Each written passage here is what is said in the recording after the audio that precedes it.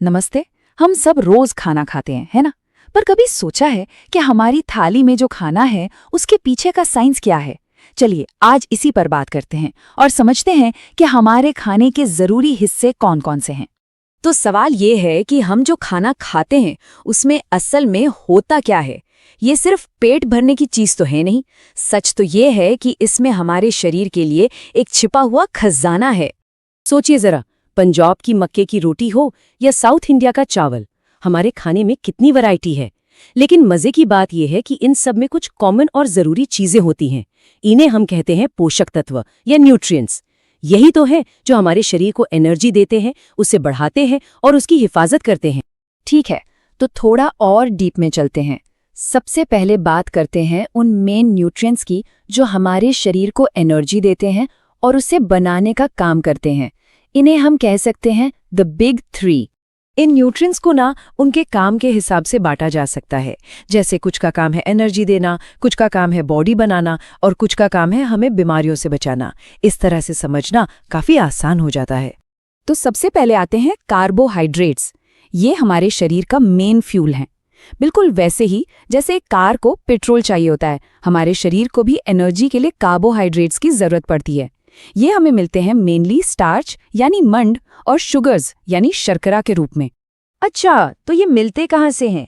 कहीं बाहर से नहीं, हमारी अपनी रोज की थाली से ही। चावल, गेहूं, आलू, शकरकंदी, यहाँ तक कि गन्ना और मीठे फल जैसे आम और पपीता, ये सब के सब कार्बोहाइड्रेट्स के बढ़िया सोर्स हैं। और पता है, हम खाने में स्टार्च है या नहीं, इसका पता बड़ी आसानी से लगा सकते हैं। बस खाने का एक छोटा सा सैंपल लेना है, उस पर आयोडीन सॉल्यूशन की 2-3 बूंदें डालनी है। अगर रंग नीला काला हो गया तो समझ लीजिए कि उसमें स्टार्च मौजूद है ना? सिंपल लेकिन एकदम असरदार साइंटिफिक टेस्ट। चलिए अब आते हैं प्रोटीन्स पर। इन्हें हमारे शरीर का बिल्डिंग ब्लॉक्स भी कहा जाता है। मतलब ये शरीर की ग्रोथ और जो भी टूट फूट होती है उसकी रिपेयरिंग के लिए बहुत जरूरी है। इसीलिए तो इन्हें बॉडी बिल्डिंग फूड्स भी कहते हैं। प्रोटीन हमें दोनों जगह से मिलता है, पौधों से भी और जानवरों से भी। जैसे दालें, राजमा, सोयाबीन, ये सब प्लांट बेस्ड प्रोटीन के अच्छे सोर्स हैं। और दूसरी तरफ दूध, पनीर, अंडे और मीट, ये हमें जानवरों से मिलते हैं। और हाँ, जैसे स्टार्च का टेस्ट था, वैसे ही प्रोटीन के लिए भी एक टेस्ट है। बस खाने की चीज का एक पेस्ट बनाइए, उसमें कॉपर सल्फेट की 2 बूंदें और कास्टिक सोडा की 10 बूंदें डालिए। अगर रंग बदलकर बैंगनी यानी वायलेट हो जाए तो मतलब उसमें प्रोटीन है। हमारे बिग 3 में तीसरा है फैट यानी वसा। ये भी हमें एनर्जी देता है, बल्कि सच तो ये है कि कार्बोहाइड्रेट से भी ज्यादा। फैट्स हमारे शरीर के एनर्जी रिजर्व की तरह काम करते हैं। मतलब ये एनर्जी को स्टोर करके रखते हैं ताकि बाद में काम आ सके। घी, तेल, नट्स, ये सब फैट्स के मेन सोर्स हैं। ये शरीर के लिए जरूरी तो है, लेकिन हाँ, इनको ज्यादा खाने से मोटापा भी हो सकता है। इसलिए बैलेंस रखना बहुत जरूरी है। फैट का टेस्ट तो और भी सिंपल है। बस किसी खाने की चीज को एक कागज में लपेटकर हल्का सा क्रश कर दीजिए, फिर कागज को सीधा करके देखिए। अगर उस पर एक ऑयली पैच बन गया है जिससे कागज ट्रांसलूसेंट यानी पारभासी सा हो गया है, तो समझ जाइए कि उसमें फैट है। तो एनर्जी और बॉडी बिल्डिंग की बात तो हो गई, पर सवाल ये है कि हमारे शरीर की रक्षा कौन करता है? तो यहाँ एंट्री होती है हमारे हेल्पर्स की। ये वो न्यूट्रिएंट्स हैं जो हमें बीमारियों से बचाते हैं। ये हेल्पर्स हैं विटामिन्स और मिनरल्स। ये हमारे शरीर के रक्षक हैं।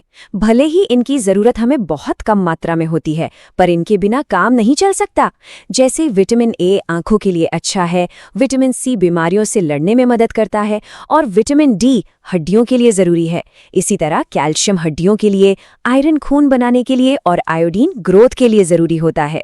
तो अब जब हम इन सब कंपोनेंट्स के बारे में जान गए हैं तो एक बड़ा सवाल उठता है, आखिर हमें क्या और कितना खाना चाहिए?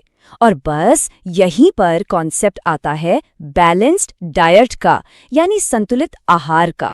तो ये बैलेंस्ड डाइट आखिर है क्या? देखिए, ये वो डाइट है जिसमें हमारी ग्रोथ और अच्छी हेल्थ के लिए जरूरी सारे न्यूट्रिएंट्स सही क्वांटिटी में हो।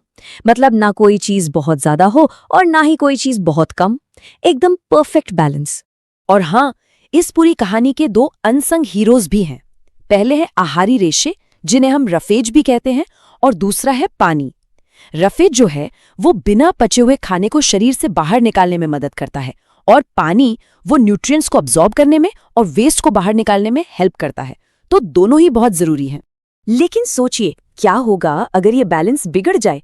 अगर हमारी डाइट में लंबे समय तक किसी एक जरूरी न्यूट्रिएंट की कमी बनी रहे तो इसके नतीजे काफी सीरियस हो सकते हैं।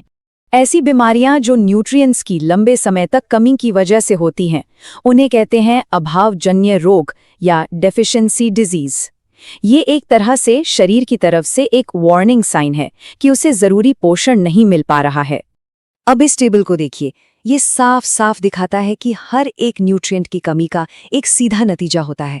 जैसे विटामिन ए की कमी से रतौंधी, मतलब रात में देखने में दिक्कत, विटामिन सी की कमी से स्कर्वी, और आयरन की कमी से एनीमिया यानी खून की कमी। इससे हर एक न्यूट्रिएंट की इंपॉर्टेंस पता चलती है। तो कुल मिलाकर यहाँ दो रास्ते एकदम साफ हैं। एक तरफ है बैलेंस्ड डाइट जो हमें देती है ग्रोथ, एनर्जी और प्रोटेक्शन, और दूसरी तरफ है न्यूट्रिएंट्स की कमी जो ले जाती है कमजोरी, बीमारी और कई तरह की प्रॉब्लम्स की तरफ। अब चॉइस पूरी तरह से हमारी है। आखिर में एक पुरानी कहावत इस पूरी बात का निचोड़ बता देती है, जैसा अन्न वैसा तन। मतलब हम जो खाते हैं हमारा शरीर बिल्कुल वैसा ही बन जाता है। हमारा खाना ही हमारी सेहत की नींव है। तो